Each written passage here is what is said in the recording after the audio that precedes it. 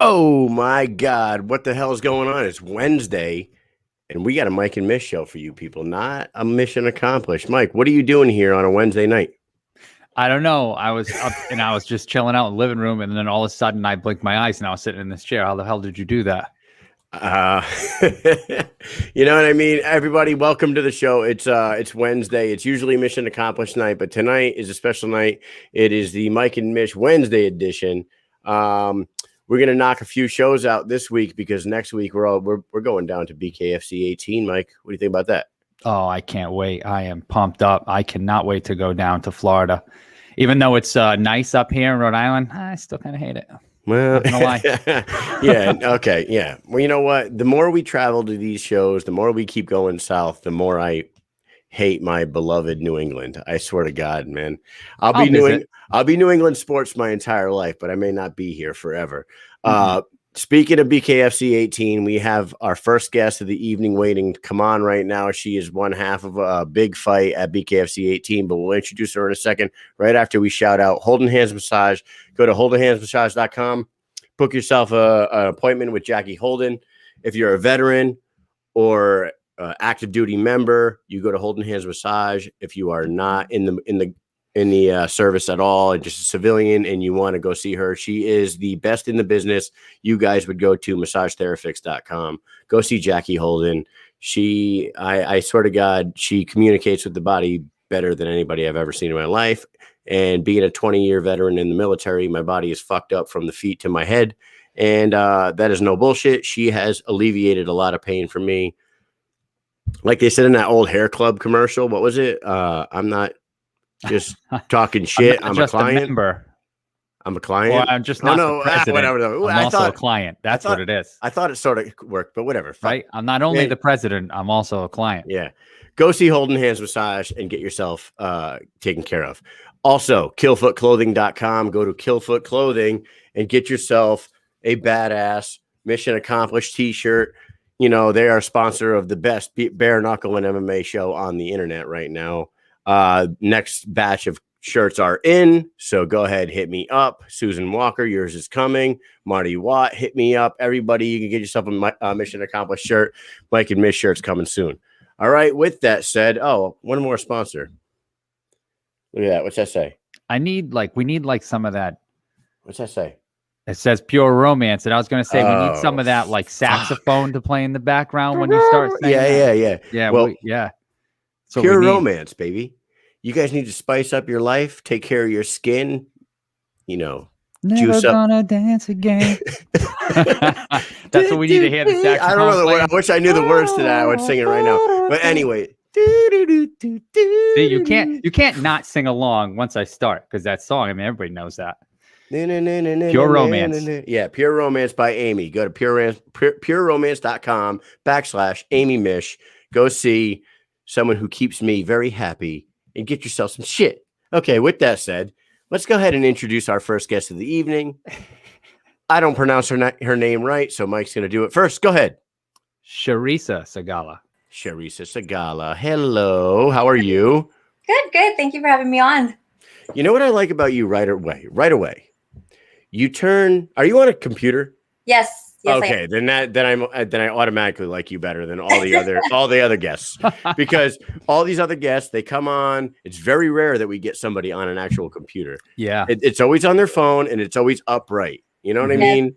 I'm like, sometimes I have to use the phone depending on where I'm at, but today I was able to get home and then be on my computer, and then I have an actual webcam instead of the computer one that's a 4K, so it's way better. Nice. Oh yeah, you look great. You sound great. It's like it's a breath of fresh air when we get a guest that's not lagging and it's not blurry, and you don't have black bars up the side of both of you. Yeah. Yes. So welcome to the show. This is the Mike and Mish show, and we are excited to go to BKFC 18, and we are excited to see you for the second time live because we were at Knucklemania. That's right. Oh, I'm sad I missed you. I didn't see you guys. Yeah, I'm definitely excited for this one. I'm looking forward to getting into this fight. So, I would argue that your fight is probably one of the most influential fights in making us continue to cover the sport. I hear that so often. A lot of people were like, that's the one I show all my people when I talk about people who don't know bare knuckles. They're like, yours is the first one that I show them. I'm like, oh, it was a crazy fight. It definitely was. You know what's crazy? What's crazy about what you just said right there about like putting people onto the sport? A lot of people are like, it blows their mind. Right now, bare knuckle is 3 years. It's been legal for 3 years. Uh-huh. When we tell people that we mainly cover bare knuckle fighting, we do cover MMA, we do cover UFC and Bellator and all the other ones too, Invicta, but the majority of our content is geared towards bare knuckle. And they're like, everyone's like, bare knuckle, like fighting with your bare hands? I'm like, yes, that's real. Yep. And they can't even believe it. And like you said, we say, go watch these two fights. They just happen to be on the same night. You versus Taylor Starling, and then Danielle Wynn versus Johnny Bedford. Yep. We were standing ringside and like speechless the whole goddamn time. Oh yeah. And you did your best Undertaker impression. Oh my god. I hear that all the time. There's two people. It's you and Tyson Fury. I mean, that's good company. You got right up. I couldn't believe it. I was like, up, it's over. And then boom, you were back up and you were in it for the rest of the fight. I was like, I can't even believe what I'm witnessing right now. Yeah. We were sitting there, and when you fell, we're like, oh shit, it's over. And then you're like, nope. You're like, it's like you ever see Fear and Loathing in Las Vegas? No, not Fear and Loathing, The Wolf of Wall Street. Oh, I didn't watch that one. I wanted to watch it, but that was one of the ones I was like, oh, forget it. I'm not watching this show because I was like, I hate Wall Street. Don't don't watch that on an airplane if you have two strangers sitting to your left and right. I made that mistake. I made that mistake. Don't do that. Oh man, there's a scene. Actually, I shouldn't compare it to that. I was gonna compare it to the scene where he's all messed up and he needs like an energy jolt and he pours the cocaine in his face, and it plays the like that. It plays the Popeye, and he pops up. I was gonna say maybe you should play it if you're really annoyed at the people next to you. Yeah. Maybe they'll leave you alone. I didn't know what I was getting myself into, and I'm telling you, the very first scene. Has anybody seen the movie? Oh my god! And I was like trying to like pull the laptop closer to my chest and like look down at the screen from the top because like I see the people turn and look at my screen like, oh, I'm sorry, I'd never seen this movie before. I apologize. I try with the people who like to put on their Facebooks those videos where you think it's an innocent one, and then as soon as you press play, the noises, you're like, this is not supposed to be there. And then you're just like, oh my god, I was at work or whatever. Thankfully, they didn't have it to me. It's only been at the house, and I was like, damn it, they got me. I have a good story about that. Okay, I'm on the road for work, and I'm in Alabama, and I went to like is it Shoney's, a breakfast buffet? Is that what it's called? Shoney's? I was all by myself at a breakfast buffet, okay? So I'm on Facebook, and it said something about this person removing like a boot from their car. So I press play, and then it's like the loudest moaning from like a porn that you've ever heard in your life. I mean, it's like so loud, and I'm like trying to stop it, but it's like so loud, and I'm like looking around, and I shut it off, and I'm like this, like, oh my god, I'm by myself. And like I look, and there's like a guy with his wife sitting behind me, and they're laughing so hard. And I had to like tell them, I said, no, look, you have to. I had to like show them what it was because I felt like such a perv. I was like, oh my god, people are gonna think I'm a weirdo now. I'm sitting by myself. This is an innocent video too. Is the worst. I hate those videos. All right. So let's talk a little. I mean, you got some fans out here, man. Everyone's like jumping in here. They like your tattoos, your lips. Like, Mike. Yes, it's called a Shoney's. Shoney's. Yeah. We don't have that out here, so I'm like, I've never been to one. We got like Denny's. Oh, you're in California? Yes. SoCal, or where are you in SoCal? So later on, we're going to play a little game, and I already know the answer to the question I'm going to ask. Yep, me too. So, all right, let's talk a little bit about your career. Now, you had a good MMA career before you went into bare knuckle. You were 4-2. You went into bare knuckle. You fought Taylor Starling in probably the fight of the year. The transition, was that a smooth transition? Were you shocked by what you got when you stepped into the squared circle? And are you like ecstatic that you made that decision in life? Well, definitely ecstatic. I love where I'm at. I love BKFC as a whole. I don't think I knew what was coming, because to me, every time I watch BKFC, all I think about is when you watch the UFCs. I forget who he fought, but Holloway fought someone, and they were like in the middle of the ring. They both look at each other like, "Let's go," and they just throw down, right? That was Ricardo Lamas, by the way. There you go. Yes, and so that's all I think of. Yeah, that's all I think about when I think of BKFC. I'm like, I know that you're gonna go in there, and you're already starting 3 feet away from each other. So I just think it's all gonna be brawls, which to me, like, pretty much. I started out in jiu-jitsu. I was a purple belt when I started doing MMA. Because one thing that I know from people that have done it in the past is that if you want to do MMA, you should have something behind your belt. So whether it's you're already good at wrestling, you're already good at boxing, something, so that way when you go in, you're a little more prepared for what's coming. So I was jiu-jitsu, and I was thrown into like, okay, let's just see what she does with the stand-up. So I always tended to be a brawler. So I was like, okay, this is perfect for me. I'm going to be like that anyways. That's what you got. So that I was ready for, but I think I wasn't as prepared for who I was fighting, because I was told something completely different. And I think at the same time, watching the fights that I watched in BKFC, they weren't as crazy as the fight that I have, other than like the Artem Lobov and Jason Knight fight. Like, that one was crazy. So I didn't think it was going to be as crazy as, you got. I didn't think there was going to be as much of a dogfight, but I was prepared to go in and do whatever needed to be done, because I wanted to win just as much as she did. So obviously it didn't go my way, but it was a fight that everybody's talking about. And honestly, for me not winning, like having as huge of a response that I've had, and just seeing so many people come on board has actually been crazy to me, because I've never had that happen ever in my career. And then I think the only other person that I've really seen that happen to is like Nate Diaz in this last fight. You saw, even though he lost, that crazy moment that he had just drew his stock even higher up. So I definitely love it. And I'm ecstatic to be there, and I can't wait for this next one. Yeah, there's something about the Diaz, like that last minute, that kind of he just pulls everybody the other side. Poor Leon Edwards. Everybody forgets about him. He won the whole fight. But I don't know. I thought your fight was much closer, though, because even though you did get knocked down, the numbers weren't as far apart. If you look at the punch stats and stuff, like, you guys were going back and forth. Like, it was a battle. And we actually were staying at the same hotel as Starling, and we did run into her at like 2 a.m. and she was all busted up. She was happy as hell too. I was like, I've never seen somebody so beat up be so happy in my life. I'm gonna tell you, she was down there at the after party, like holding a drink with both hands, because her hands looked like she got stung by 100 bees. Yes, and her face was all blown out. But she's because she's a killer bee. That's right.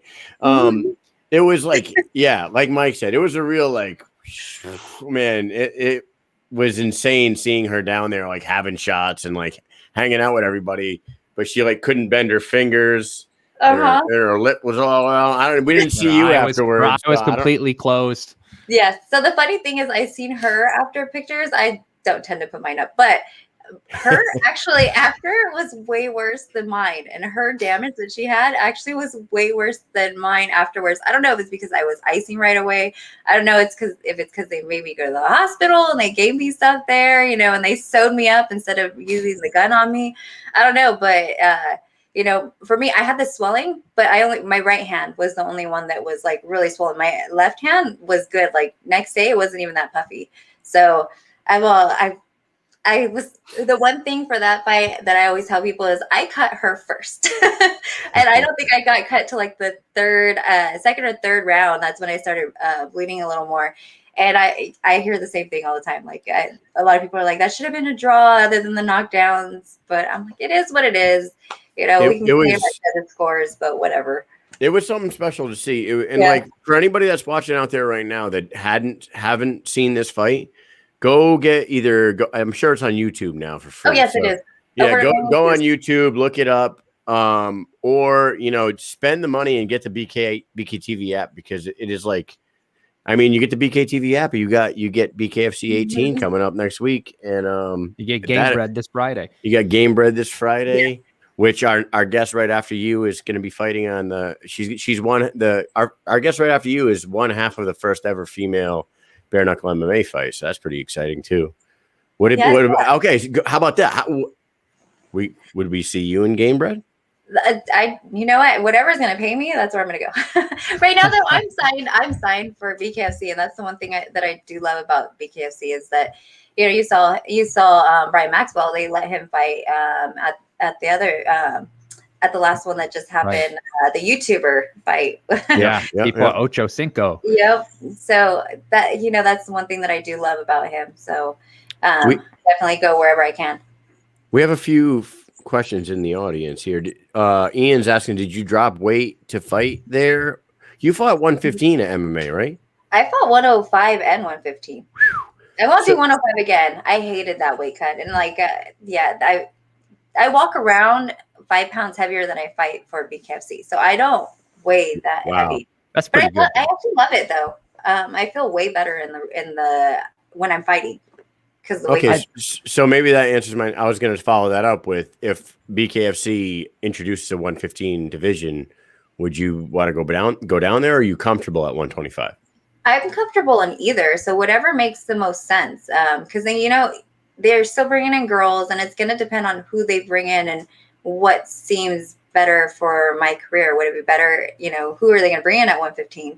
Would it be somebody that would be better for me to go to 115 because, it would make for better fights, or is 125 where I want to be? Because right now, all the girls that you want to fight are at 125. Yeah, that division is like turning up quick. They have signed so many people in the last month alone, and the fights that are adding up. Like, there's your fight this month, and then next month there's like 6 fights now, or 5 fights and 1 rumored fight, whatever. There's so many. And then there's already, an August card, it's probably going to be more. That 125-pound division is stacked. So speaking of 125, and this month, for everybody that's watching, you got to get this card. You have to get the BKTV app, because tell everyone who you're fighting on this next card. Oh, I'm fighting Pearl Gonzalez. So it's going to be a big fight. Pearl Gonzalez, and not everyone knows Pearl Gonzalez from her days at the. You know what? Pearl Gonzalez first hit the map with me when New York City wouldn't let her. When New York wouldn't let her fight because of her breast implants, which blew my fucking mind. But then they ended up letting her fight, and she put on a hell of a show there. But she had some fights in UFC, Invictus. She's a beast.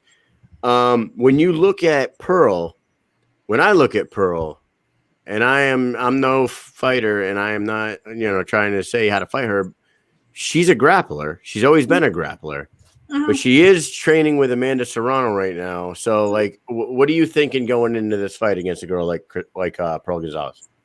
Well, I mean, if you watch all her fights, she fought the same way whenever she was standing. It didn't really change.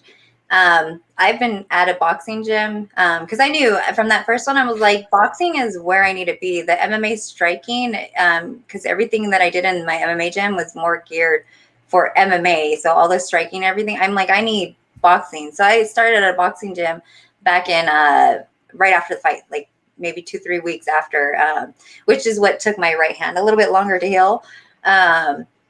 So for me, I've been training and working on things that I saw from that fight that I needed since then. Whereas I think she just started because I knew I was going to fight her originally because we were supposed to fight in May, and they changed it. And obviously they didn't announce that we were fighting because they were still working out the whole Hard Rock thing. So I think as soon as she got signed, that's when she went. So I had been training a little bit longer. So for me, yeah, you're working with somebody that's really great, but that person is not who I'm standing in front of. I'm not standing in front of Amanda Serrano. I'm standing in front of Pearl Gonzalez. So, you can change so much, but there's so much that's still going to stay, especially if you've had it that long of training. So, I'm expecting her to be a little bit better on the feet than she was in the past. And she didn't have horrible stand-up games. So she just tended to like going to the ground, but she was a little more predictable in the standing. So, it just depends because this is also bare knuckle fight. And that's the one thing that I'm like, how's she going to feel the first time she gets hit with a punch without the gloves on? Because people could say it's the same thing, but like for me, I go in with the mindset, like I'm ready and I'm focused, and I honestly don't feel anything. I just am thinking about the person in front of me, and that's why I just keep throwing. You do notice that your hands start going numb from all the punches to the face. That is the one thing that you do notice. So the punches don't come out as clean because you don't feel if they're connecting or not, but you're still throwing. Because I think they said my punch count was like 298 punches, which I was surprised. So that's the one thing that we have yet to see with Pearl is she going to be okay taking that punch in the face? Is she not going to like it and start like backing away, sort of like Paige did, and try to just avoid the punches and think that that's how she's going to win? So I'm ready for whatever she comes in with. Getting ready for this fight, I've noticed a lot of people lately, more and more actually, they're doing like conditioning their knuckles and stuff. Do you do any of that? What do you think about that? So I did that before my first fight, and after doing this one, I think I honestly don't see a point to it. Because I didn't break my hand. That was the one thing I think I was the most worried about, was throwing the punches and breaking my hand. But as many punches as I threw, and we landed about the same amount of punches, I threw more. I mean, your hand gets puffy and numb, and they x-rayed my hand. There was no broken bones. So I'm like, it's gonna be what it is. And I think everybody I've heard says the same thing. Your knuckles do hurt afterwards, because that it does. It gets swollen and it hurts. It doesn't feel like it's broken. But to me, I'm like, I was most concerned about breaking the hands more than the knuckles, and I don't really do the knuckle conditioning anymore. I prefer to focus on everything else. Yeah. Now, you gotta know that Pearl is admittedly a street kid from fucking Chicago. So I'm sure she's punched a few people in the face with a bare hand or two. Oh, yeah. I mean, I punch Mike every drill weekend, right? In his stupid face every time. Every time. I just see him, boom. Once a month, I hit that guy. Anyways. Now, you know what? If that really happened, this big schnozzle would probably be a little bit smaller, you know? Now, can I ask you something? Yes. Because the BKFC, likes to hold their full card out until the very last second for some reason, which drives all the fans just completely nuts. Bonkers. Right now, I can name 6 fights that are on that card, maybe 7. Mm-hmm. Is there any other female fights? And I'm only asking because every female fight you see in the BKFC is a banger every single time, and I want to see you and Pearl, but I wouldn't mind seeing another 1 or 2 female fights on this card. You know what I mean? Do you know? When I saw the announcement, I thought I saw that they said Driver was fighting somebody, but I don't know if that was right or not, because I saw just one post, and that was before we even were told it was okay to say anything. So and I think you guys are just the same as us. Like, I feel like for us, we were waiting to announce. And, because for us as fighters, it's like you want to get people on board, because it's not cheap doing all this stuff. And we have to take away from work and stuff like that. So we want to get those sponsors on board to go in there and do it. And the only way you can do that is sponsors. So when you're being told that you can't announce till like 3 weeks, a month before, it sort of sucks as a fighter. But I signed up for what I signed up for, and if that's how they want to do it, I'm going to do it with them. Yeah, I can. We've said it a bunch of times on the show. It's definitely got to be tough to like get ready with your sponsors and who you're training for. Some people really want to know who they're training for. Some people say they don't give a shit, but it's still got to be a pain in the ass. Yeah, I train regardless, because like the last one, I think when Starling, they said her name, but they didn't say it was a for sure thing. The way it was told to me, so I was just training to train, and then I didn't really see stuff on her till later on. So yeah, I think it makes a difference knowing who your opponent is.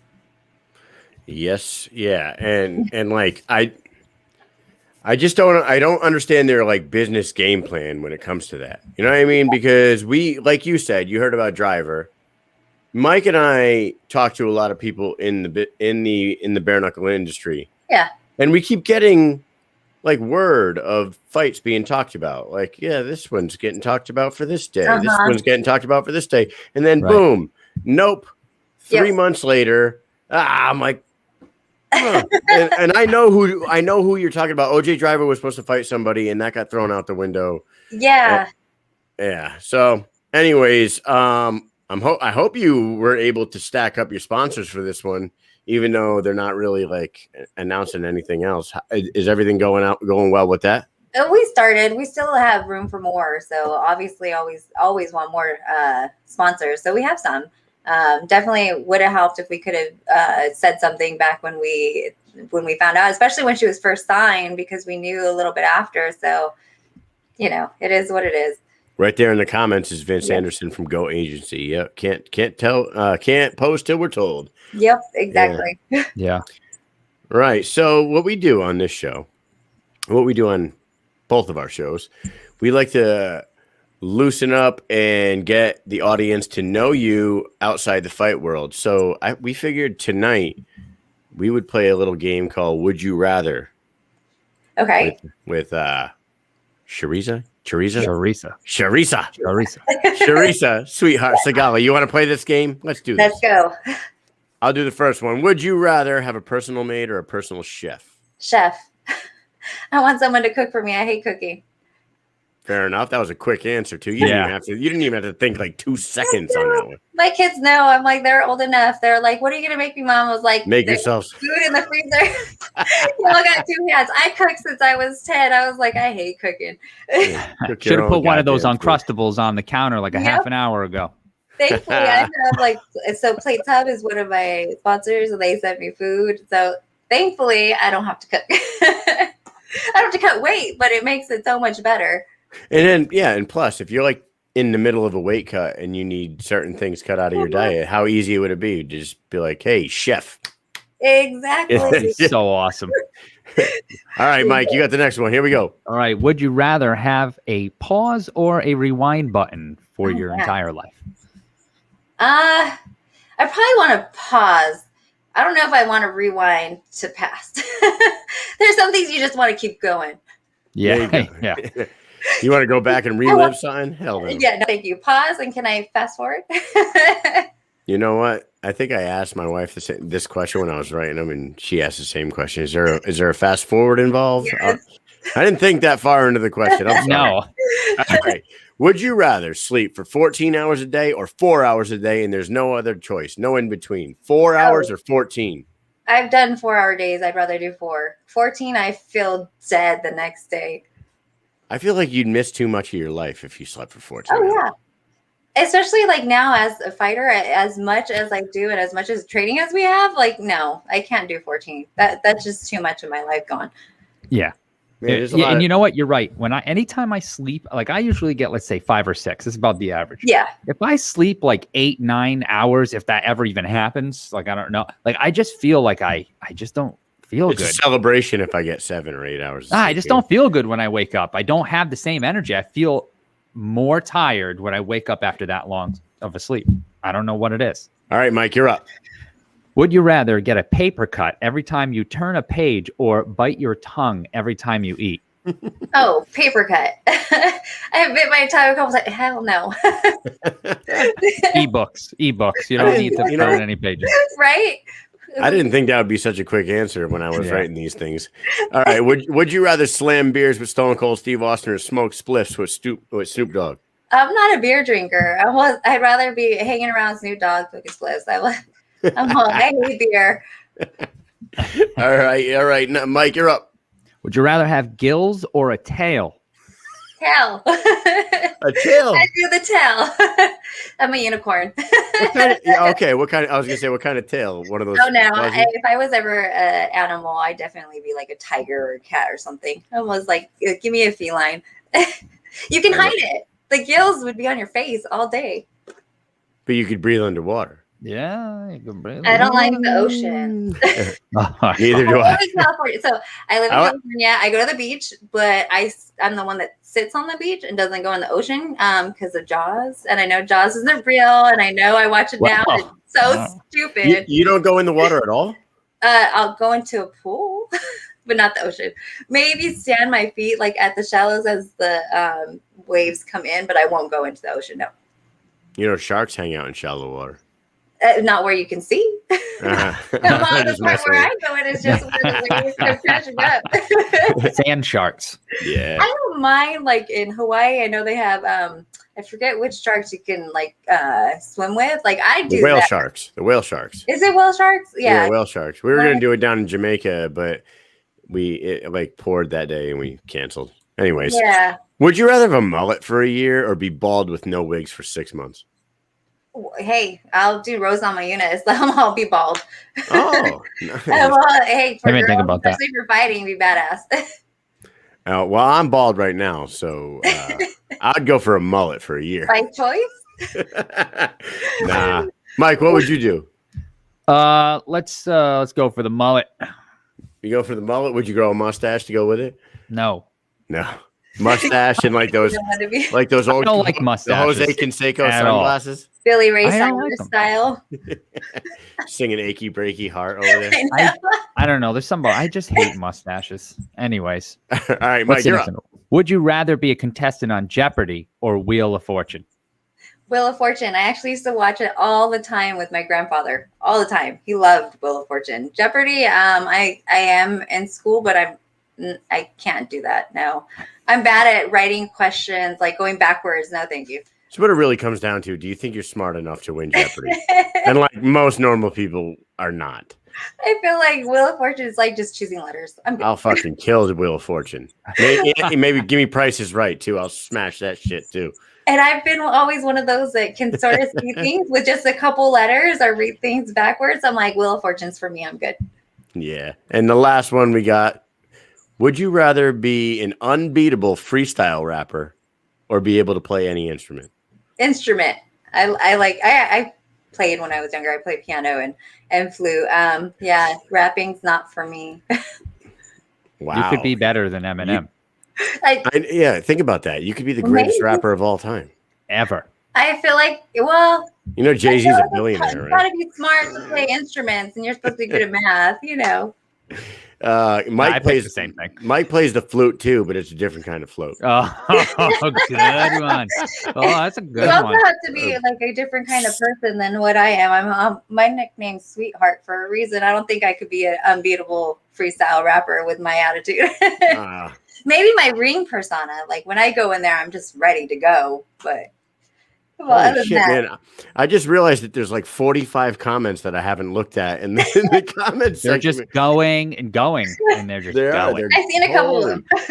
Yeah, wow. They're having man. fun with us. I was reading some of them. Yeah, I just realized there's like a ton out there. All right, well, you know what? Why don't we get a prediction from you? We put your social media tags across the bottom earlier. We want everybody to follow you. We also want your sponsors to be known. They're at the bottom there as well. But this is your time. Go ahead, shout out anything you want. Tell everybody how to follow you and tell them why they should watch you at BKFC 18 and how you're going to win. So I definitely want to shout out my management company, Sucker Punch Entertainment. They've been awesome at helping me out with all my fights for this one and getting ready for BKFC. My agent, Chad Lastly, sponsors Title is giving me all my walkout gear for my fight. So I'm my actual fight gear for this fight. So I'm really excited. Plate Tub Scratch Kitchen for all the food. Med CBD Health has been helping out with some awesome CBD products. And then go get my shirts on the MMA Tico. They just dropped my opened up my shop.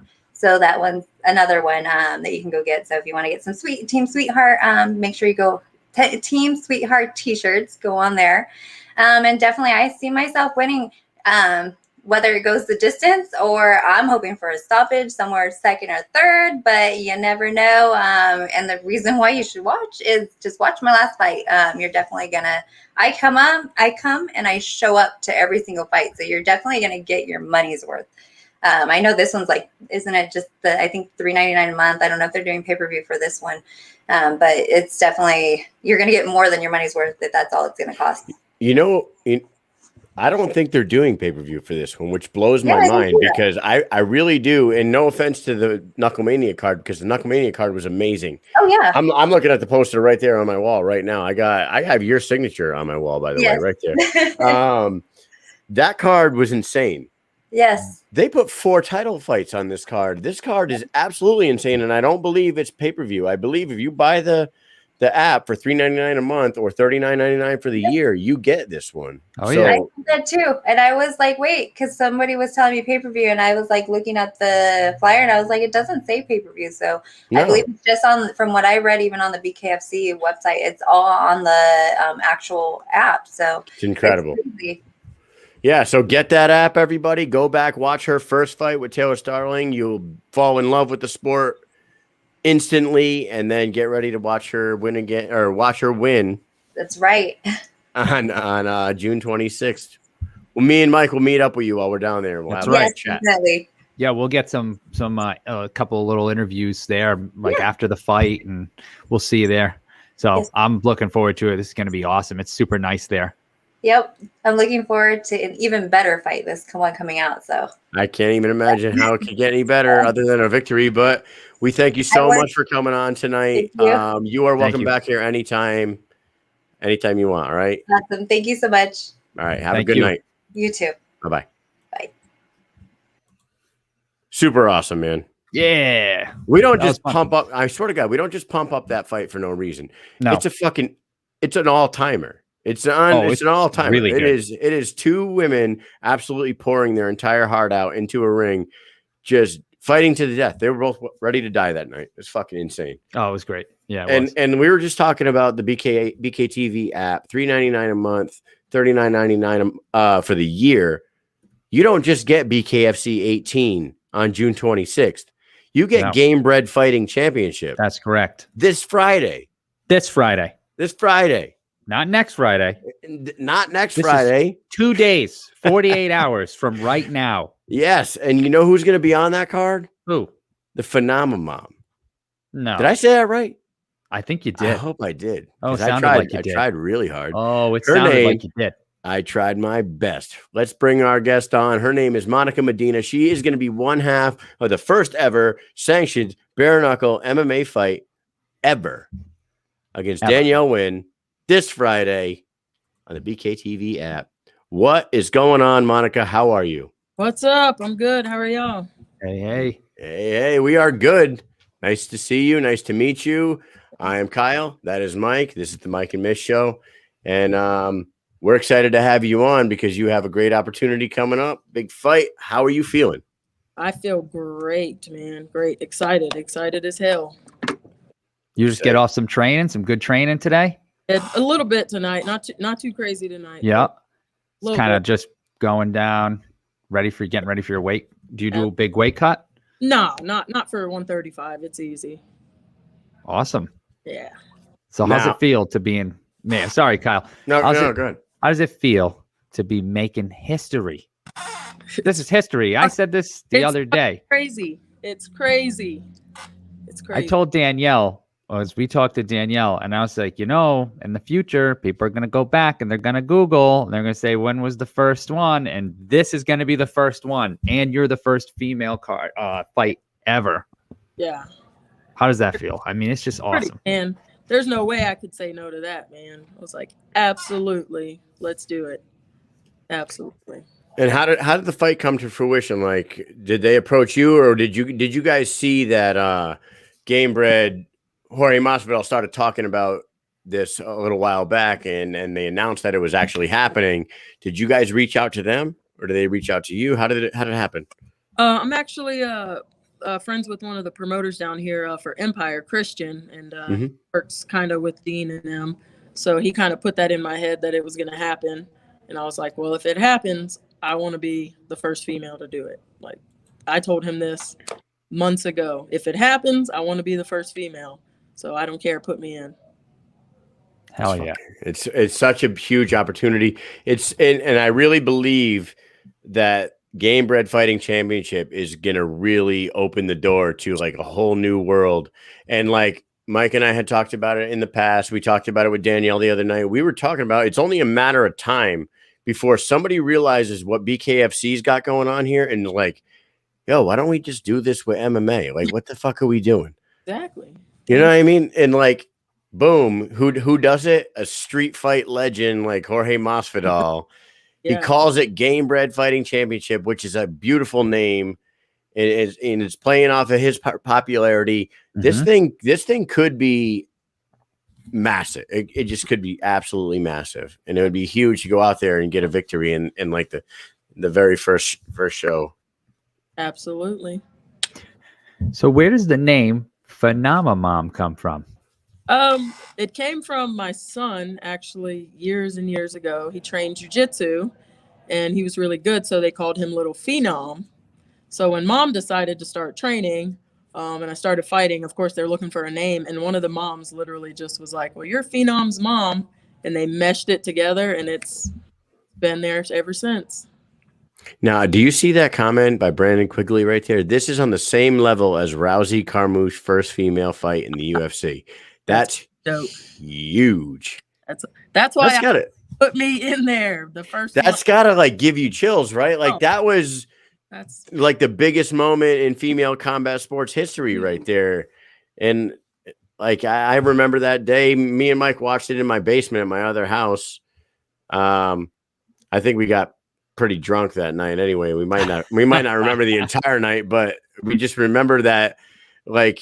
We were super excited about that one. Rousey almost got choked out right away with the neck crank by Carmouche, and we're just like, "What the hell are we watching?" And it was just amazing. And like, imagine the buzz around it. You guys go out there and you put on a Taylor Starling Sigala type fight. Oh my God! Now, do you look at Danielle? Do you know much about Danielle? Not really. I just got her name like a week ago or whatever. I watched her last couple fights, but I don't know too much about her. Honestly, I go on out there and do what I do, no matter who it is. It doesn't matter to me. Muscle memory. Yeah, you got a lot of practice you put in. Yeah, I'm just fun, man.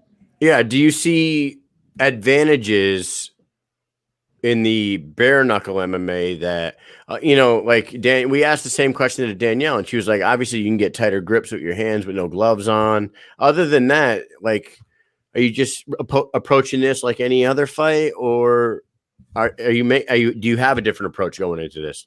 No, man, I think it's the same. It's better for grappling, obviously. Your hands can go where they want, but I'm approaching it the same way. My style doesn't change. I got big ass knuckles too, so that's a good thing for me, I guess.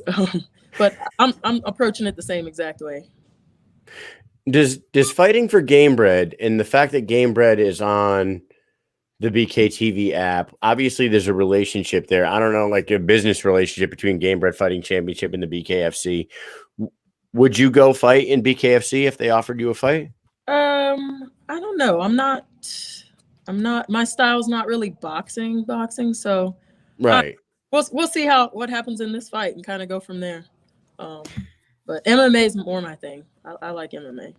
Yeah, I noticed in your fights you get the takedown and you have to get that full mount and just start raining down punches until they give up their back, or that's what I saw in at least a couple of your fights.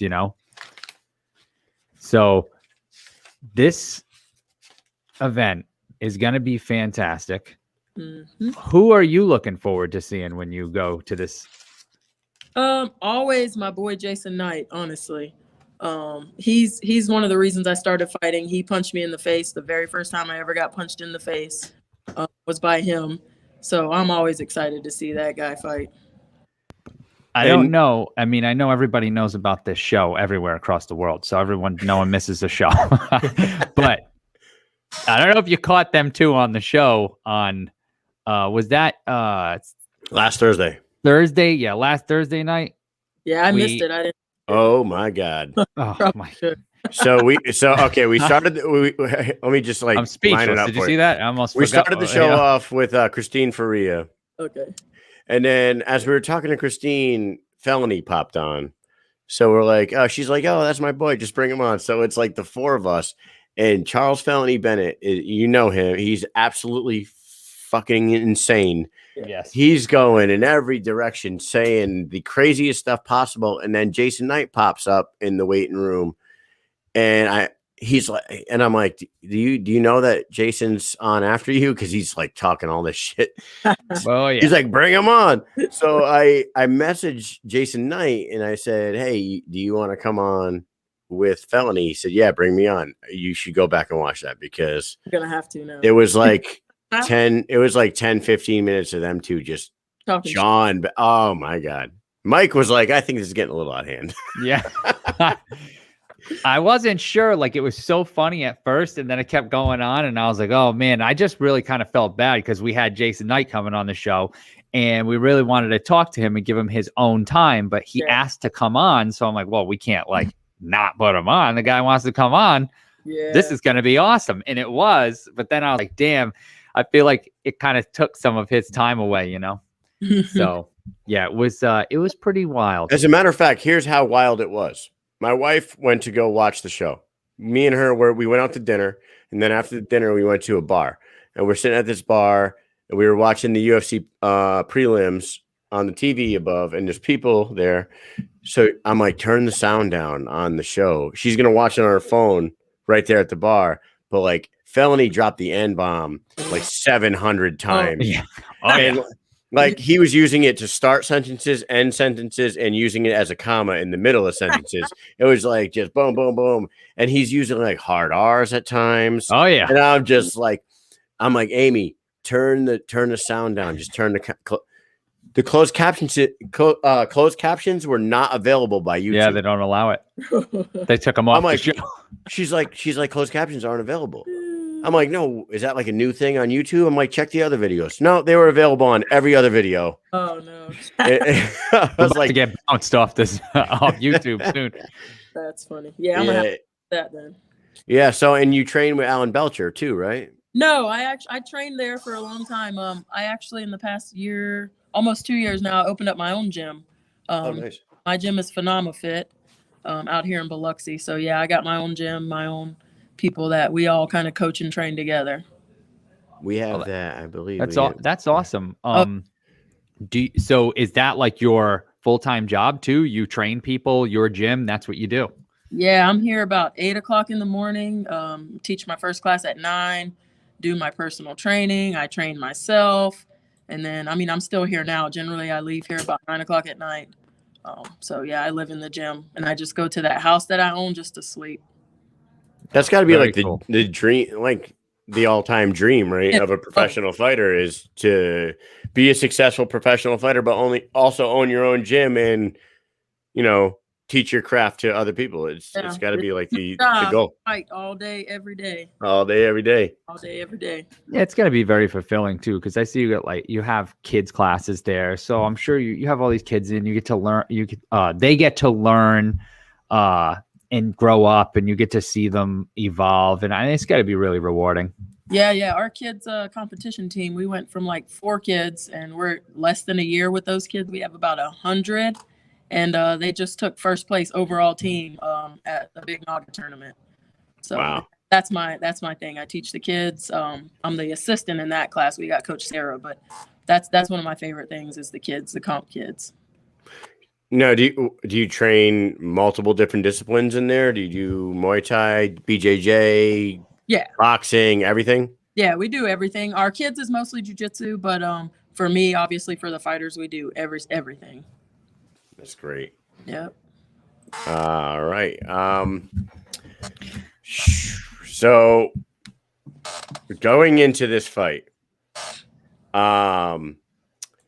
the weight of the world is on your shoulders, right? Right. Do you feel any different? Okay. I don't know how I'm supposed to word this. Do you feel any different going into this, knowing that it's like the first ever, or is it just business as usual for you? I try not to think about it too much, stress about that. You know, it's a fight. I've been in plenty of fights. So at the end of the day, when that cage door locks, it's a fight between me and her. You know, no matter what's going on, how many people are watching, it doesn't matter. It's just I got to go in there and handle business. And then afterwards, I'm going to celebrate like crazy because it is such a big deal. Yeah. You got an after party already lined up? Oh, I'm pretty sure they got one somewhere.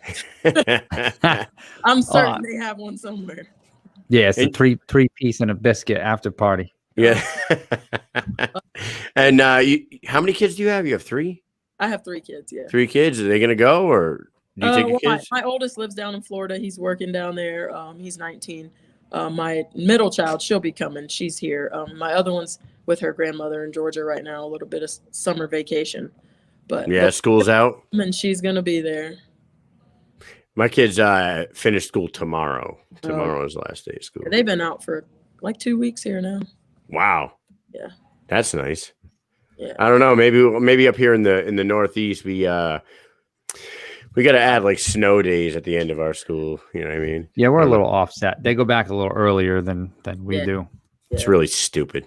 And did COVID hit you guys hard down there? It tried to, but I was still at the gym. I don't got time for all that. No, were you able to operate your gym like norm? No. Shut down for a couple months, but oh God. I still have my classes through Zoom, and pretty much every student continued to pay. Nobody quit. That's great. Wow. Zoom classes, and then, of course, our little jiu-jitsu group, our little fight team, we still train together in here.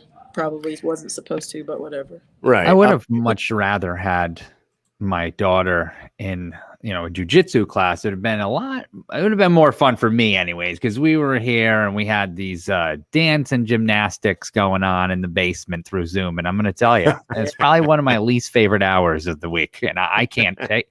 And it's just like I can't get her to focus on the TV. It was so hard to like get her to, because at first she'd be like in it, and then about 5 minutes in, she'd be like, "Oh, my toys are over here. What's going on?" And then, whoop, I'm like, "Oh God, I hate this.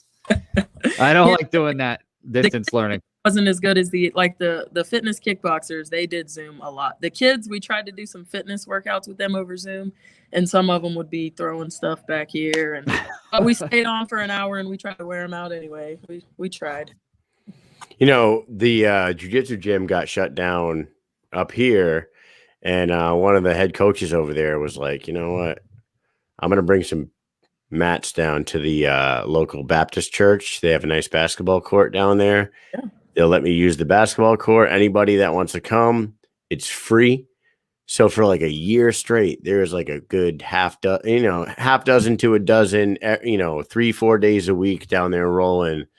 And I was going there for like the first probably 6 months, but I'm a broken army guy, and my neck is like, I need surgery on my neck. And my wife's like, "You know what? You need to fucking knock it off." So I knocked it off. But like, how awesome is it to just go there and, learn jiu-jitsu from a 2nd degree black belt for free as many times as you want to go per week? Like no charge. It was just like, it was a year of charity. It was great. Yeah. That's awesome. Yeah. So we are super excited to have you on here. Super excited for your opportunity. What we do on this show, we always play a game so people can get to know the personality of the fighter that's on here. We just did a Would You Rather with Charisa. God damn it, I suck at names. Charisa Sigala. We're gonna do a speed round with you. You want to do that? It's like 10 quick questions. Let's go. Here we go. Speed round with the Phenomena Mom. Here we go. Number 1. What's your favorite holiday? Christmas. It's everybody's favorite Give holiday. me all the presents. Give me all the presents. Yeah. Second favorite? Halloween. Halloween, because it's a couple days after my birthday. Oh shit! There you go. There you go, Mike. Nice. All right. What is the weirdest accident that you've ever had happen to you? I had to think about this for just a few seconds, and I had a good hitting on yourself. Weird accident. Like any kind of accident. Weird accident. Maybe I pooped on myself before. Yeah.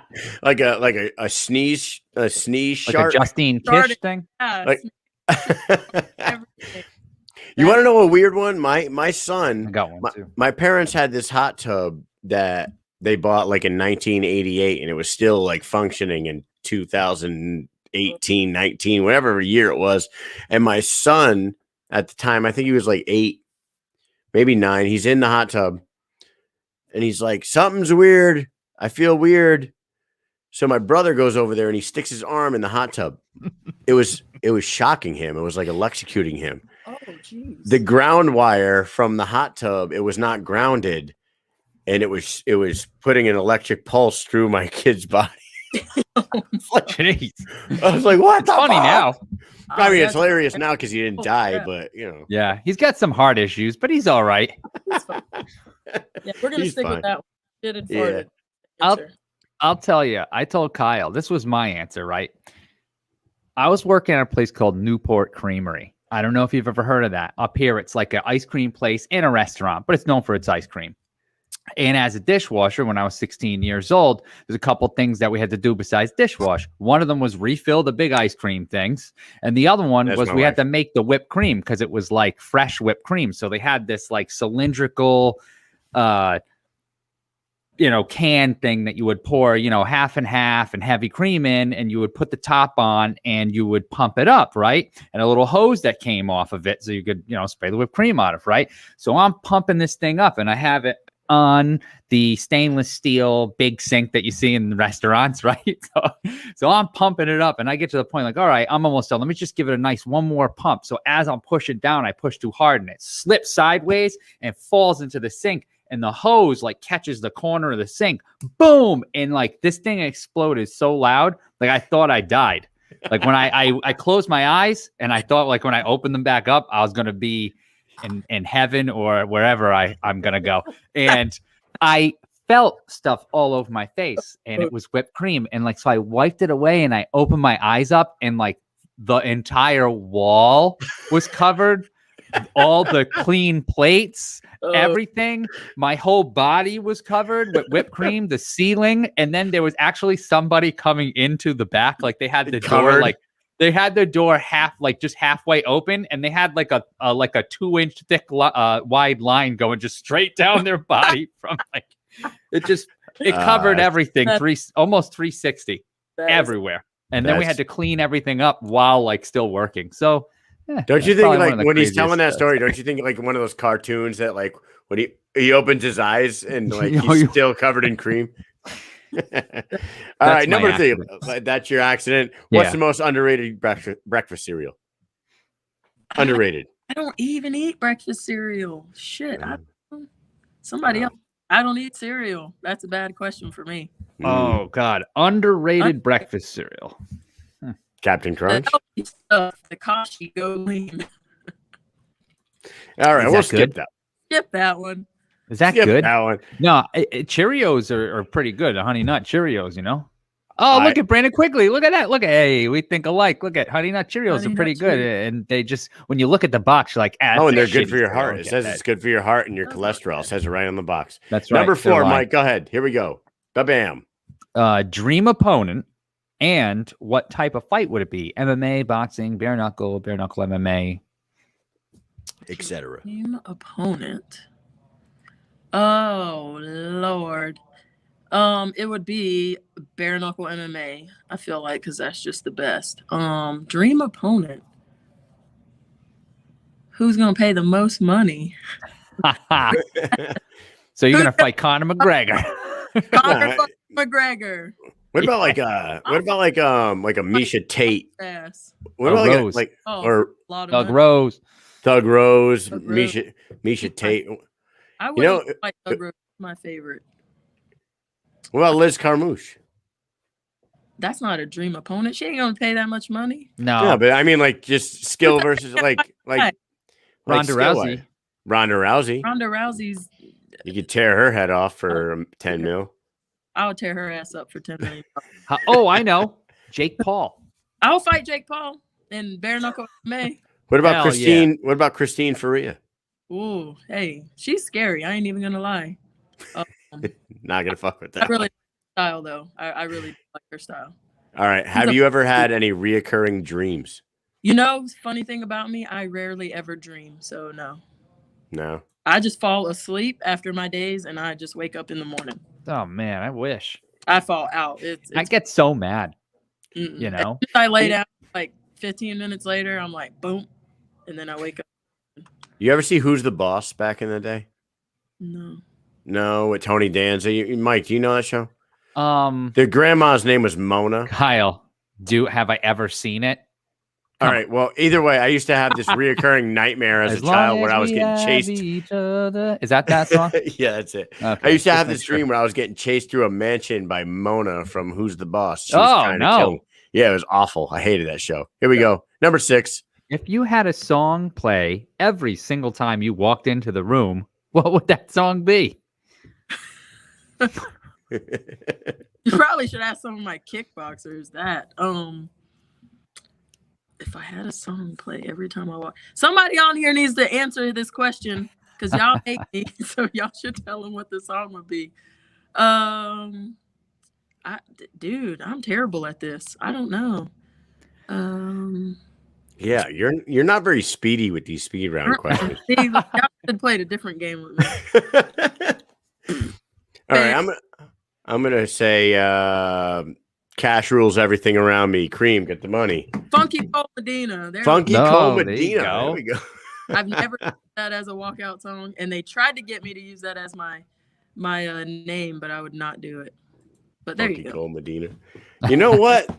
That Funky Cole Medina. That's a fucking. And you hated that name? I was like, fuck no, I'm not doing that. I'm not doing it. They tried, but I was like, hell no. That's not. I mean, it's not bad. It's not bad. All right, number 7. Favorite sports movie of all time. Favorite sports movie of all time. See, I don't even. Oh my God! Do you watch any shows like Look, do you do anything other than fighting? I live at the gym. I try to watch some shows sometimes, but I fall asleep. If I'm not watching like fights on TV, I'm not really watching. My wife watches TV. She watches all the shows y'all talk about. She probably knows all of it. So yeah, much TV. Someone said, "Oh, look at Vince Anderson says Bloodsport, a good old." You ever see that one, Jean-Claude Van Damme? Yeah, I've watched that. We'll say there you go. I'm gonna say Rocky because my coach hates that movie. So hey, I'm gonna say Rocky. Okay, USA. Okay, USA. That's from Bloodsport. Okay. I actually want to say though, if this is not a movie, but it's a show. Kyle, what's the best show for MMA? Kingdom. Boom. Kingdom. Got to see that show. Monica, right? Have you ever seen Kingdom? Hey, is that on Netflix? It was on Netflix. It's not there anymore. Check this out. I also live way out in the country, and I have like pigs and acres, and the internet's trash. Do you eat a lot of peaches though? Netflix. Huh? You eat a lot of peaches? No. What's moving to the country? We're gonna eat a lot of peaches. I'm moving to the country. Gonna eat a lot of peaches. So the answer to your question is no. I have not watched Kingdom, but I have heard good things about it. All right, well, you need to watch it. Actual 2020 internet to the fucking country where I live, I'll be able to watch good shit. Jesus. Are you listening, Verizon? Yeah, get her some fucking internet, would you? Jesus Christ, she needs to watch Kingdom. What the heck are you guys doing? She also needs to listen to Peaches. Yeah, that might be your song when you walk into the room. That's gonna be my song.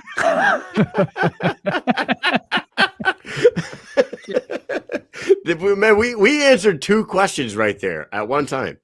All right, Mike, who's up? Me or you? Me, I think. All right, here we go. What TV oh boy, this is already going down the shitter. What TV family did you envy the most as a child growing up? You don't watch anything, dude. No, when I was a kid growing up, I played football in the road and rode bikes up and down the street.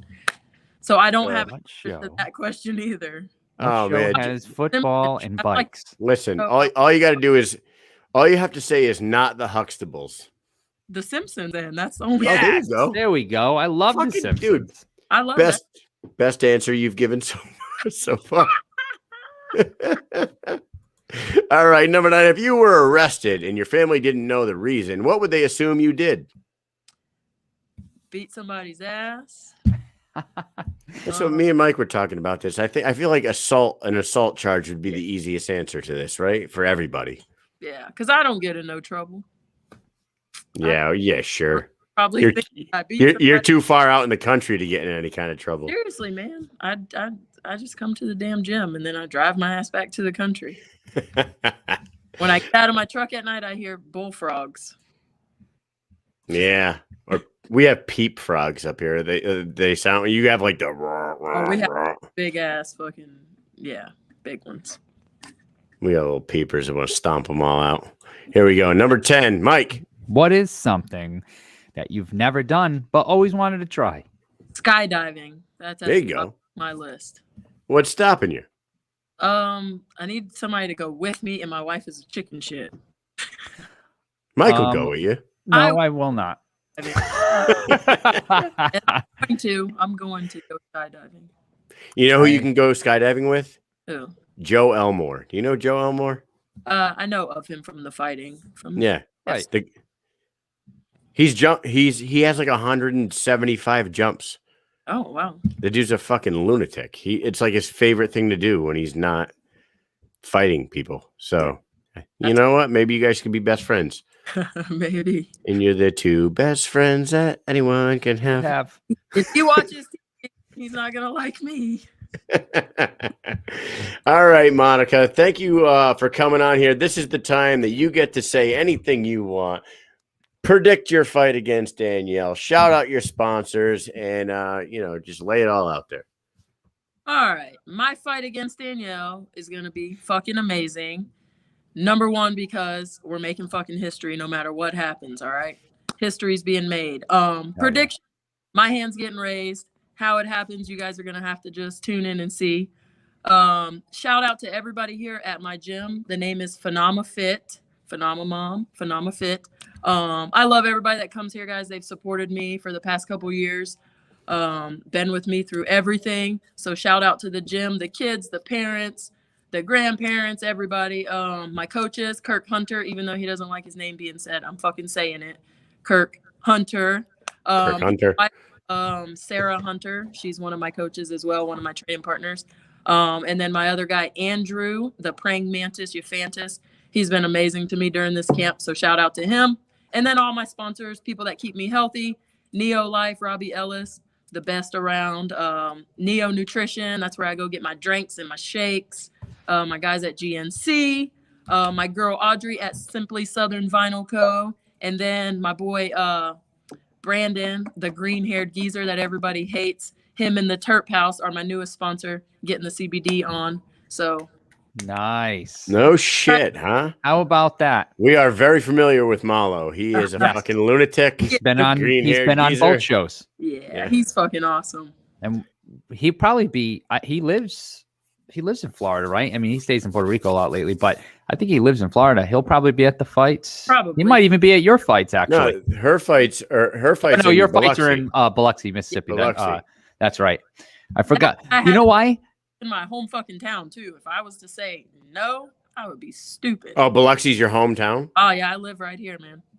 Yeah, I am getting confused with the BKFC 18 being in Miami, but also I was thinking like, how come? Like, I wonder if there's just no venue open or something. Like, you would think that Gamebred it would be in Miami, right? Like, that's what I thought. Yeah, they were saying they were going to do Miami first, and then I was like, shit, then I'm not going to be on the first one because they wanted me to be on the one in Biloxi. But then something happened, and they came back and said they were doing it in Biloxi. So I was like, sign me up. Put it on there. Hell yeah. Hell yeah. That's great, man. Yeah, that's great. Good. Look, you're making history, hometown. Look at all this. This is crazy. It's going to be great. This is like phenomenal. It's phenomenal. Look at that. It's phenomenal. What a month for bare knuckle fighting. God damn, man. Like 2 weeks in a row, we get the first ever bare knuckle MMA event, and then you get a 4-title fight card 1 week later at BKFC 18. If you're into bare knuckle fighting, bare knuckle violence, it is the month for you. Yeah, it's going to be dope. It's going to be dope. Thank you so much for coming on the show tonight, Monica. Best of luck to you, and we will be tuned in. Yes, sir. All right. Have a good one. Play you out with your song.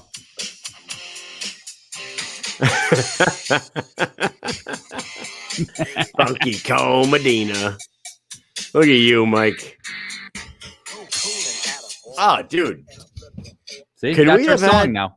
Heck, could we have had 2 fucking cooler guests on one night? Yeah, it was fun. Holy shit, that was awesome. And I got to tell everybody that's why. I mean, we got a lot of people tuning in. Like, this is.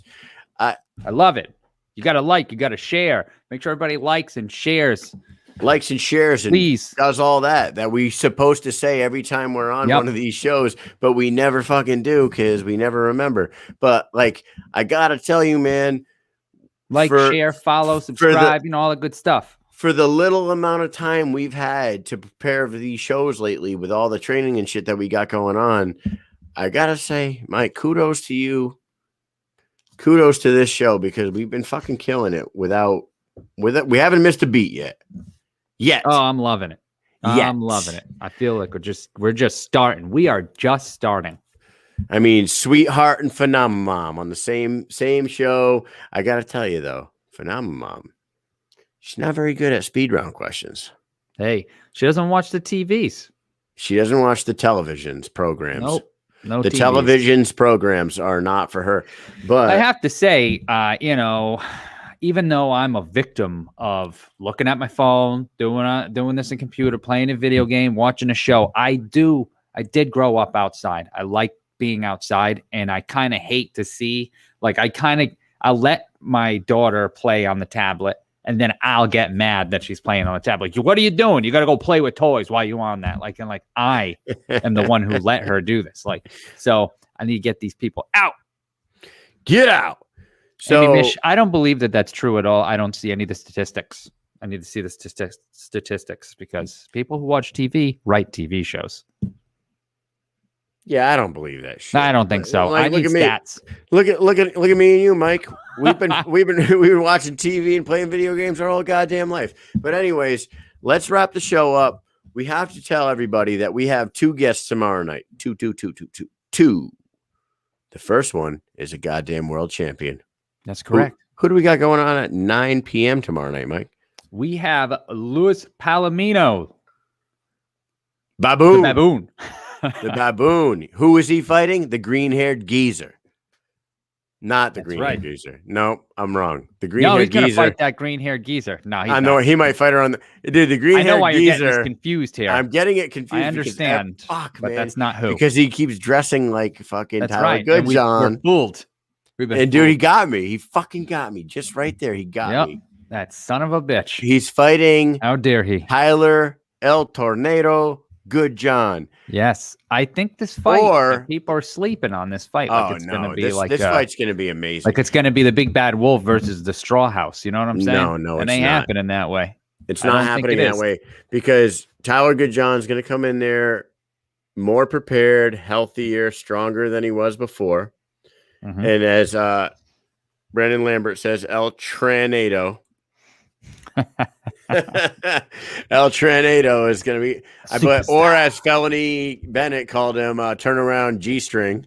Turnaround G. But we like Tyler Goodjohn is no fucking joke. I know that, Brandon Lambert and these guys want to fucking talk shit, but they cannot deny his talent when he is healthy and he is prepared.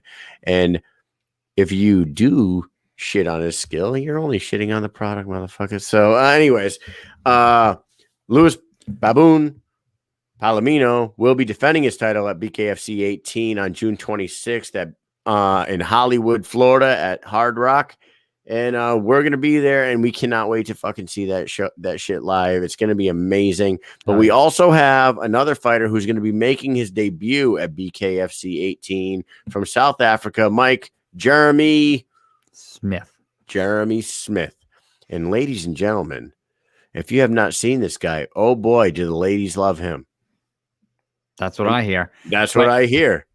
If you tune in tomorrow, we will be finding out a lot more about this gentleman and who he is, where he's from, what he's about, and all that good stuff. So definitely tune in. Brandon Lambert says Tyler loses in 2 rounds. Well, very well could happen. I can't say it won't because I don't have those kind of skills. You know what I mean? I can't predict the future, but I can tell you that if Goodjohn goes in, there's only 2 things, right? That's going to happen. He's either going to be better than he was in his last fight and whatever his excuses were. And I don't mean excuses in a bad way. I mean, hey, his excuses were had reasons. He had COVID. He had the 2-week travel. He had the travel by himself. He had no corner. He had to quarantine all these shit. Okay. And he said he didn't really train. So if all that's true, Mike, and this time he's taking it seriously, maybe he does better. Is there a difference between he proves it or he doesn't prove it? You know what I mean? And after that, he's just going to be shit on if he does horrible. People are gonna shit all over him. Do you believe that there's a difference between like reasons and excuses? You get what I'm saying there? Like, yeah, he seemed to have legit reasons. Dude, didn't he flew here, right? And didn't he had to fucking quarantine for 2 weeks in Vegas. He got COVID. Then he went to Florida and he had to quarantine for 2 weeks in Florida. So it was like he was in the States for like a month and a half, and 4 weeks of it were fucking quarantine. And he didn't have any of his team with him and stuff. But you know, it is what it is. Right. So we're looking forward to a bigger performance from him. It's one of 4 title fights. I sure hope so. You know, it will be. It will be. He'll come. I mean, if you guys seen his Instagram videos and all this shit, he is like doing a lot of strength training. Weird strength training that's gonna it looks like it's gonna leave fucking herniated discs all up and down his back. But either way, he looks extremely strong, bigger, stronger, faster. And by the way, Bigger, Stronger, Faster is a great documentary. You guys should all go look at that. It's a good one. It's about steroid use. It's fucking great. Anyways, before we go, do you want to talk a little bit about Israel Adesanya or maybe Nate Diaz? The fact that we were talking about this, and it's a very common topic right now. And I walked into the production control office at work today. And there was a few people in there, and every time, believe it or not, people, when I walk into a room, like people want to talk about combat sports. It's like every time I walk in there. Can you believe it? Yeah, can you believe it? I don't know. It's like we're gonna turn everybody. We're turning them. So they're like, "Oh, Kyle, did you see Nate Diaz Saturday night?" I'm like, "Yeah, I saw Nate Diaz Saturday night." So Nate Diaz get his ass kicked for. I saw him lose 24 minutes of a 25-minute fight. They're like, "Whoa!" And they're like, "No, but he rocked. He rocked Leon Edwards, huh?" I'm like, "This, you know what? This is the fucking problem. Here is the problem. 24 minutes and this is 24 minutes straight. Fucking lost the fight.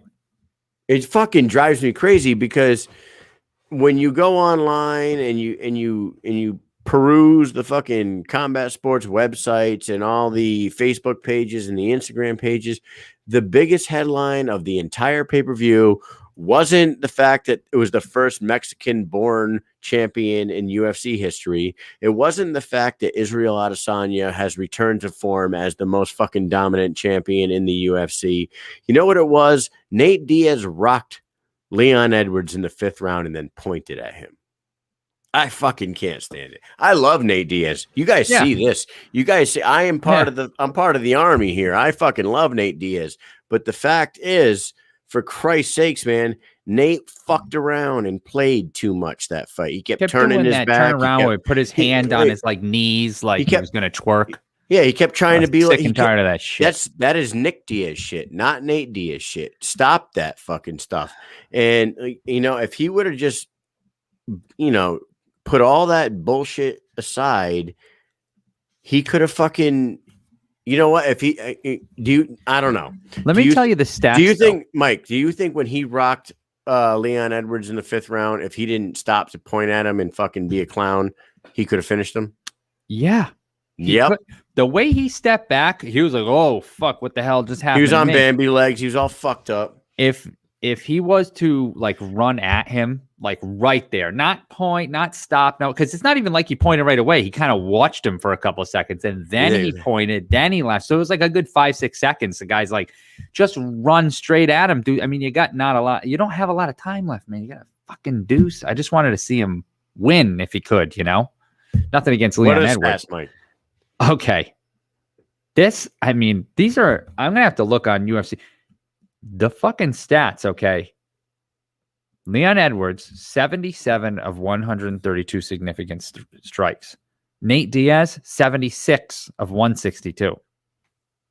Does that seem correct? No. Because I watched. And then it says total strikes. Strikes, 83 of 139 Edwards, 130 of 223 by Nate Diaz. That can't be correct. That can't be right. No way. Get out of my face. No fucking way. Leon Edwards owned that fight. The entire fight up until that final minute. I don't know. This is nuts. Shit, man. Maybe I got to go back and watch it, but that doesn't make any sense to me. No. Not at all. No. Not at all. And you know what? A lot of people are talking about that. I figured we should just bring it up. I fucking feel like Nate Diaz. You know what they're talking? Like somebody brought up Nate Diaz, Tony Ferguson at 155 would be a good fight. And you know what? I think that would be a good fight. Dude, those are real. Those are real strikes from UFC. That is what it says. So 4 of 5 takedowns for Leon Edwards. That's the biggie. But I'm gonna have to go back and rewatch. He got outstruck. I'm gonna rewatch it tonight after I get off of this by 47 strikes. Unfucking no way. No That's what it way. says. That's what it says. Okay. As far as I'm concerned, he got his ass kicked the most of the fight. So I don't know. I feel the same way. That what you just said right there just kind of blows my mind because we watched that shit together here at my house. It was me and him and our neighbor, and we were fucking standing up the whole fight. Mm-hmm. And I don't remember it like that. Jesus Christ. I got to rewatch it. Either fucking way, dude. Yeah. Nate Diaz was aggravating me that whole fight. How cool of a story is the Brandon Moreno thing, though, dude? Brandon Moreno, what a nice guy, fucking awesome person. Never says a bad word, which I thought was so funny that Davison Figueiredo in the press conference was saying that this guy talks too much shit. This guy's saying all these things. Brandon Moreno, they go to him. They're like, Brandon, what do you have to say to Davison? He's like, I never say any of these things. Yeah. I don't know. He goes, I just think he's trying too hard. You know, he's just trying to be a bad guy, but he's not. But yeah, even in the even in the embedded episodes, him and his coach were like, oh, he's gonna cry. We're gonna do this and do that. I'm like, these guys are like tryhards, man. That's fucking really like blowing my mind. Are they seeing the same person? Yeah. The guy is just like this fucking sweetheart of a human being. He has this great story of like coming up through the Ultimate Fighter and getting cut by the UFC. 3 years ago, he was cut by the UFC. Worked his way back in there, and now has had back-to-back fucking classics with Davison Figueiredo. They're probably going to end up doing a trilogy, I would imagine, especially because that fucking... He was Ultimate Fighter contestant, right? Did I fuck that up? Yeah, it was 24th. Yeah, last place. Right. Yes. Okay. So that's I'm. Then he got cut. He got cut by the UFC in 2018. He fucking worked his way back in there. It's amazing, and like the fact that the UFC 125 division is so weak. That's why I believe in like nothing against any of the fighters they have signed right now. But honestly, just can anybody name any of the 125-pound fighters other than Davison Figueiredo and Brandon Moreno right now? Like, go ahead. Do it, Mike. Hell no. They all suck. No, and we're diehards. And that's like Joseph Benavidez. Joseph Benavidez has lost, every fucking giant fight he's ever had. Nothing against him, but like honestly, he's the best 125 pound. France now. Kaikar France is one. There's a few. There's Brandon Royval. There's a few. Brandon Royval. But and like we could probably keep coming up with names because they're in there because we're not fucking bullshit here. But the fact of the matter is we're probably going to see a trilogy. And then let's just move on to the fucking main event real quick. And Joe Ivy says the main point is Izzy got to grab Marvin's ass. It was a little disturbing how he did that in that first round. he kind of like scooped his ass a little bit. Like I thought it was fucking lame, but whatever. Yeah, I don't know. I didn't think it was funny. I don't know. I thought it was kind of stupid, actually. When he did I'm gonna be totally honest. Like I thought it was kind of lame. And the more, like I love Izzy's like fight style, but the more I listen to him talk, the less I like him. You know who hates him? He's not funny to me, and dude, like his humor is like very childish. I don't know why. I just don't like it. Lisa absolutely fucking despises our friend Lisa. Follows the sport as like we do, and we talk about it all the time. Yep. She cannot stand Israel's fucking persona and his attitude, and like it's getting pretty lame. And like lame. I got to tell you this: when he did that to Marvin Vittori's ass the other day after fucking humping Paulo Costa in the last one, before he lost to Jan. And I thought that was actually slightly funny. I was like, that was kind of funny that he did that to him. It's like, come on, man, fucking knock it off. I don't know. Knock it off. Fucking knock it off. God damn it. Anyways, it was a fuck. And how about the referee not stopping the fight when the dude's arm was dangling like a wet noodle? But it wasn't broken. So it wasn't broken. Which he ended up being right by default. Yeah, I don't know about right by default. His arm was dislocated. He was right. It was dislocated. He was like, he's not tapping. To go back, Brandon quickly asked a question as we were talking about Nate Diaz and Leon Edwards, and you're gonna be fucking shocked when you hear this. Okay, start at the one. What's first round? All right, first round, Nate Diaz outstruck Leon Edwards 19-14, but he was back by 3 significant strikes, 10-13. Okay. Second round, he outstruck 29-18. What about significant? Significant, 13-17. 13-17. Nate. Okay. Nate's the 13, right? I'm putting Nate's numbers first. Yeah. Okay. Third round, 20-17. Nate, and he got outstruck by 10 significant strikes in that, 13-3. Round 4, 20-18, and he had more significant strikes, 19-18. Here's the thing: there is some takedowns though that happened that we do know about, but strikes only. Fifth round, 42-16, 31-16. He outstruck him in every single round. I don't know what to say here. I don't either. I don't know. I feel like I barely even had a drink that night. I mean, Jesus, what the hell was I looking at? I'm fucking like shocked by this actually, and I'm gonna go back and watch it again because I fucking can't believe that. But the thing is, do they count like the open hand slaps by Nate? Like fucking because he was open hand slapping him. I don't know why Nate does that either. Like why put the effort? I know it set up his shot though. The one shot he landed I know it does that, by the slap. But he does it all fight long. And I know it's stupid. The very first shot he went for was a slap. Why are you slapping? Like you're out to, you're supposed to be taking your fucking opponent out, but you're open hand slapping him like a fucking pimp. I don't get it. Yeah. It's kind of funny every once in a while if you want to do it, but if these strike counts are fucking counting these open hand little bitch slaps as fucking, maybe that's why the numbers are skewed. I just don't get it. Or like little love taps to the fucking front leg. You know what I mean? Because he was doing that a little bit too. Yeah. I'm definitely going back and watching that shit. Definitely going back. Who do you want to see Nate fight next? Coming off another loss. I actually saw something today, and it showed him versus Tony Ferguson. Yeah, that's what I was saying earlier. I think that works. I think that works good. That seems like a fun fight for sure. Ferguson's on a bad skid right now. Nate has lost a couple in a row. Nate has said he wants to go back to 155. So, with that said, why don't they fight at 165 and introduce a new division? What the fuck? Why not? Fuck it. Why not? It's Nate Diaz. It's Nate Diaz. Just do it.